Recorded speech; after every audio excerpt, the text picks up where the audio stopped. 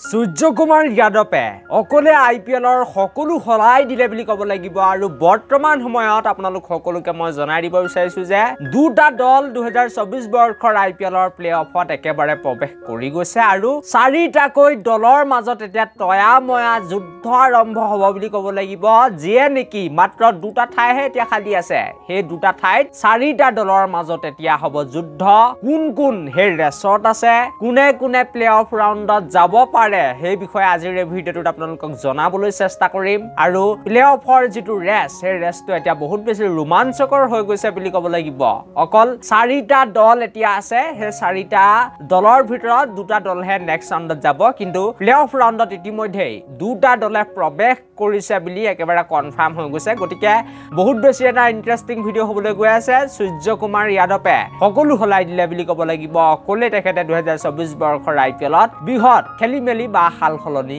কৰি দিছে গতিকে এই ভিডিওটো একেবাৰে প্ৰথমৰ পৰা শেষলৈকে চাই থাকিব কিন্তু তাৰ আগতে ভিডিওটো এটা লাইক লগতে চেনেলটো এনেকুৱা ধৰণৰ সুন্দৰ সুন্দৰ খবৰৰ বাবে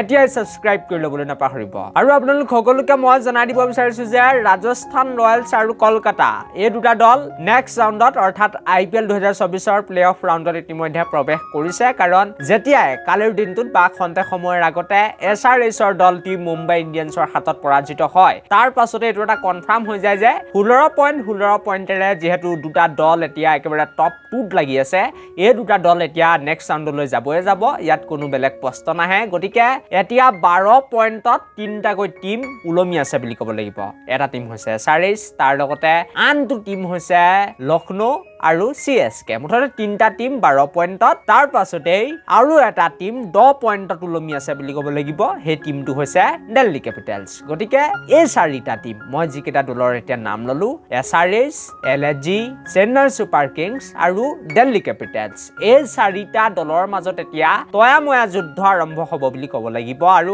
এই চাৰিটা দলৰ ভিতৰত এতিয়া কোন আগলৈ যায় প্লে-অফ ৰাউণ্ডত কোনে প্ৰৱেশ কৰে হেতু দেখাটো লক্ষণীয় হ'ব কিন্তু সূৰ্যকুমাৰ যাদৱে বা ইস্কায়ে সকলো হলাই দিলে বুলি ক'ব লাগিব কিন্তু কালি যদি বা খন্তেক সময়ৰ আগতে অনুষ্ঠিত হৈ যোৱা SRH বনাম মুম্বাই ইণ্ডিয়ানছৰ যিখন খেল আছিল সেই খেলখনত যদি কেনেবাকৈ হায়দৰাবাদৰ দলটি জিকি গ'ল হয় তেনেহলে হায়দৰাবাদৰ দলটিও প্লে-অফ ৰাউণ্ডত প্ৰৱেশ কৰি গ'ল হয় তেতিয়া অকল কেৱল হয়তো এটাহে ঠাই খালি থাকিল হয় মানে SRHৰ দলটি 14 পইণ্ট হৈ যোৱা হলে বহুত বেছি এটা মজবুত স্থিতিত থাকিলে হয় কিন্তু যেহেতু এতিয়া তেওঁলোকৰ 12 পইণ্টে হৈ আছে লক্ষ্ণৌৰ 12 পইণ্ট CSKৰ 12 পইণ্ট তাৰ লগতে দিল্লী কেপিটেলছৰ ৰেচত আছে তেওঁলোকৰো 10 পইণ্ট গতিকে যেতিয়াই সূৰ্যকুমাৰ যাদৱৰ বিস্ফোৰক ইনিংছ শতকৰ সহায়ত SRHৰ দলটিক প্ৰায় মুম্বাই দলে 7 উইকেটত হৰুৱালে তাৰ পাছতে IPL 2024 অধিক বেছি ৰোমাঞ্চকৰ হৈ পৰিছে বুলি ক'ব লাগিব দুটা ঠাইৰ বাবে এতিয়া চাৰিটাকৈ দলৰ মাজত তয়াময়া যুদ্ধ